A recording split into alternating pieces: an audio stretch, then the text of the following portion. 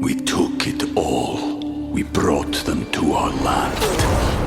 An endless night, ember hot and icy cold. The rage of the earth. We made this curse. Carved it in the blood on our backs. We did not see. We could not, but she did. And in the end... What will I become? Senua's Saga. Hellblade 2. Play it now with Game Pass.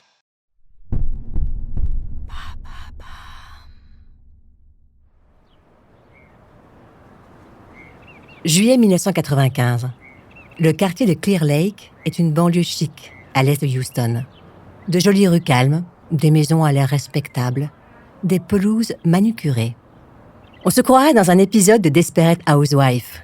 C'est là que Steven Russell et Philip Morris ont installé leur nid d'amour pour vivre le rêve américain. L'antithèse parfaite de leur ancienne vie, quand ils étaient murés, chacun de leur côté, dans la prison lugubre de Harris County. L'ennui, c'est que la vie de Steven Russell est comme un donut. Il y a un gros trou au milieu. Un vide qui remonte à l'enfance et qui ne parvient pas à combler. Un besoin d'affection maladif qu'il compense par l'illusion de la réussite sociale. Russell s'est mis à lire le Wall Street Journal. Il potasse des bouquins de finance. Il suit les cours de la bourse. Il apprend le langage des managers. Avec la dérégulation des années Reagan, des types font fortune en quelques mois. Alors, pourquoi pas lui ? Il suffit juste de trouver le bon filon.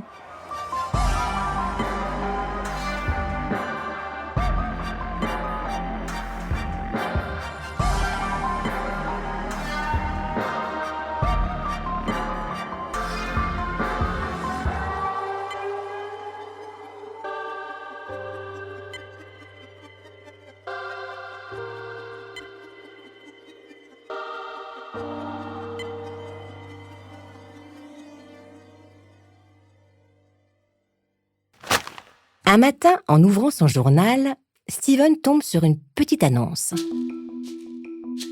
Société de gestion médicale recherche directeur financier. Salaire, 85 000 $ par an. Il n'arrive pas à y croire. Ce job, c'est pour lui. Il ne peut pas laisser filer une occasion pareille. Il élabore un plan de bataille. D'abord un CV gonflé à l'hélium, un pédigré digne d'un loup de Wall Street. Il n'y a pas un mot de vrai, mais aucune importance. Pour donner le change, il ajoute quelques lettres de recommandation bidonnées. Et ça passe. Il décroche un entretien d'embauche. Pendant des heures, il répète devant la glace. Il anticipe les questions, il prépare les réponses. Il peaufine son rôle comme un acteur. Au bout d'une semaine, il est prêt à entrer en scène. La North America Medical Management, la NAMM, gère les comptes de cabinets médicaux et de cliniques dans tout l'État du Texas. Ce matin, une vingtaine d'hommes viennent passer des entretiens pour un poste de directeur financier. Il faut quelqu'un de rodé, avec de la bouteille. Un certain Russell démarre l'entretien sur la pointe des pieds. Puis, petit à petit, il prend confiance. Quand le candidat termine sa présentation, le patron de la NAMM en a la certitude. Il vient d'engager le meilleur directeur financier qu'il ait rencontré. Et il n'a pas tout à fait tort. Quelques semaines après son arrivée, Russell repère une lacune dans les tableaux comptables. Les fonds déposés par les cliniques et les cabinets médicaux dorment sur des comptes non rémunérés. Steven ne connaît rien au toubib, mais il a toujours été doué pour les chiffres. Le calcul est vite fait. Chaque jour, la NAMM laisse s'envoler des milliers de dollars. Tout à coup, des rangées de zéros se mettent à danser devant ses yeux. Sans rien dire, Russell place cet argent sur des comptes rémunérés au nom de la société. Après tout, il est directeur financier, non ? Puis, il ouvre plusieurs autres comptes sous différents pseudonymes. Pour lui. 5 mois après l'arrivée du nouveau directeur financier, les comptes rémunérés produisent près de 2 millions de dollars de bénéfices. L'argent coule à flot. Steven se dit qu'un tel coup de maître mérite un petit dédommagement.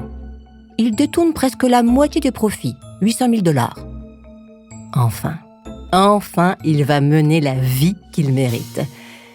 Il commence par offrir une montre Cartier à Philip Morris et une Rolex pour lui. Dans la foulée, il achète 2 Mercedes. Une voiture allemande, c'est la classe pour se promener en ville. Il y ajoute 2 jet skis pour se payer du bon temps le week-end.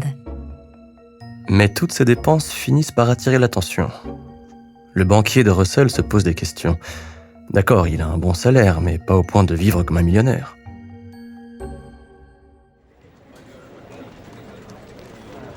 Lundi 13 mai 1996. Quand il arrive au bureau ce matin-là, le patron de la North America Medical Management n'est pas de bonne humeur. Son directeur financier y est pour quelque chose. Il faut qu'il ait une discussion avec lui. Avec ce 6e sens qu'il a développé, Russell comprend qu'il est démasqué. Il sort de son bureau et passe devant la secrétaire dans l'entrée. Il s'absente un moment, un déjeuner d'affaires. Il sera de retour dans l'après-midi.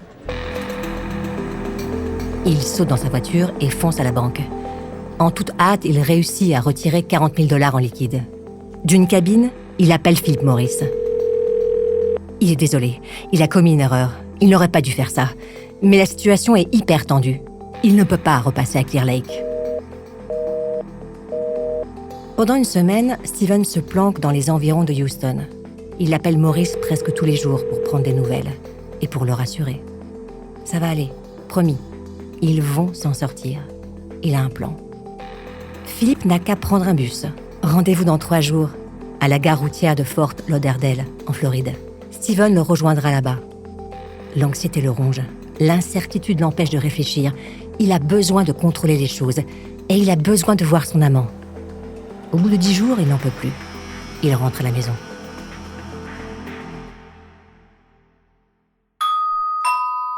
Mais quand il sonne à la porte de chez lui, les hommes du procureur sont là. Ils ne se sont donné aucun mal. Ils n'ont eu qu'à l'attendre tranquillement. Russell est peut-être un génie de l'évasion, mais la cavale, ce n'est pas son truc. Compte tenu du passé de Russell, la caution est fixée à 900 000 $. Tout est saisi. Le liquide, les Mercedes, les jet skis et les montres. We took it all. We brought them to our land. An endless night, ember hot and icy cold. The rage of the earth. We made this curse. Carved it in the blood on our backs. We did not see. We could not, but she did. And in the end, What will I become? Senua's Saga. Hellblade 2. Play it now with Game Pass. Été 1996, prison de Harris County. Steven Russell est en terrain connu.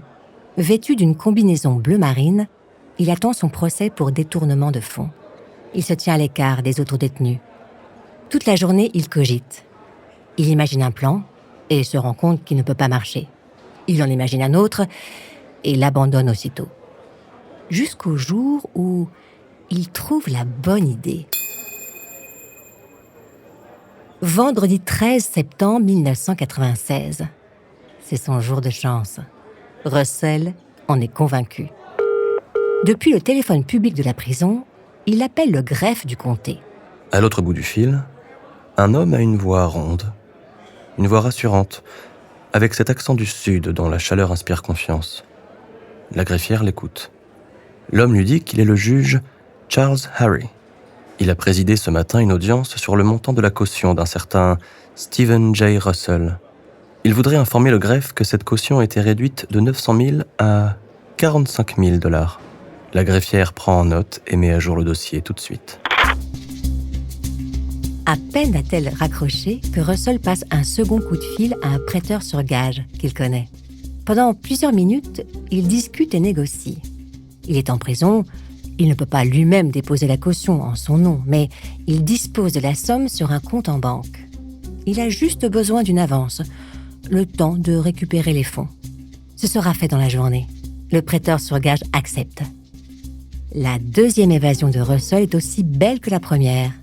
Un modèle d'enfumage et de sang-froid. Russell affirme posséder un QI de 163, soit à peu près celui d'Albert Einstein. ce serait grâce à cette intelligence exceptionnelle qu'il s'est échappé de prison aussi facilement, en se faisant ouvrir la porte. Mais pourquoi, malgré sa soi-disant intelligence, Russell commet-il exactement la même erreur qu'au mois de mai ? Comme à chaque fois, il va se laisser guider par l'amour. Russell téléphone à Philip Morris et lui donne rendez-vous. Fort Lauderdale, la Floride, dans 3 jours. « Ça va aller », dit-il à son amant. Ce qu'il ne sait pas, c'est que le procureur de Houston a placé la ligne sur écoute. Et comme au mois de mai, c'est presque trop facile. Les flics interpellent Russell dans un hôtel de West Palm Beach. La cavale n'aura duré que 5 jours.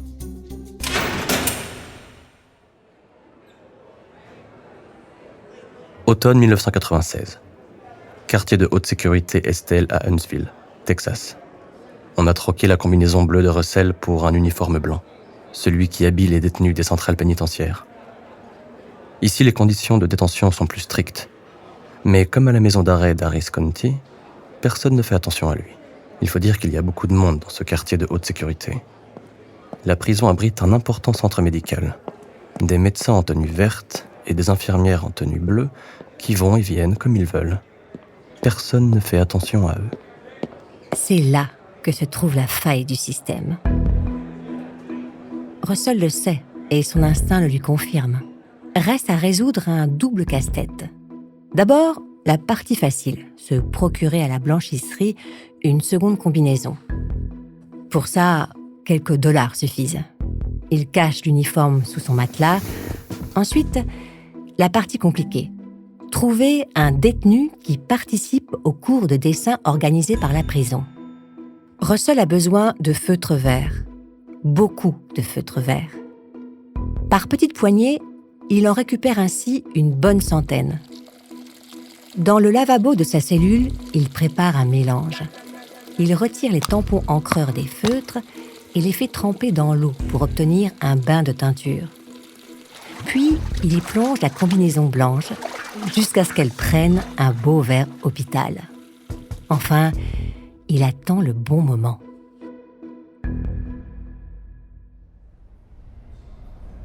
Vendredi 13 décembre 1996. À 4h du matin, vêtu de sa tunique verte, Steven se rend au réfectoire comme s'il voulait prendre un petit déjeuner matinal. Au poste de contrôle, il y a cette gardienne qui assure le service de nuit.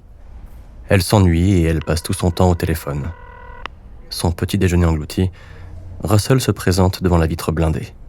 Il lui fait un petit signe de la main. La gardienne ne prend même pas la peine de le regarder. Elle ne voit que la combinaison verte. Le rush d'adrénaline est violent. Steven a les jambes en coton. Il arrive à peine à marcher. Il a scotché des sacs en plastique sous sa tunique afin de masquer son odeur si les flics le poursuivent avec des chiens. D'un pas maladroit, il se dirige vers un bois qui borde la prison. Il marche plusieurs kilomètres en tremblant. Il commence à faire jour.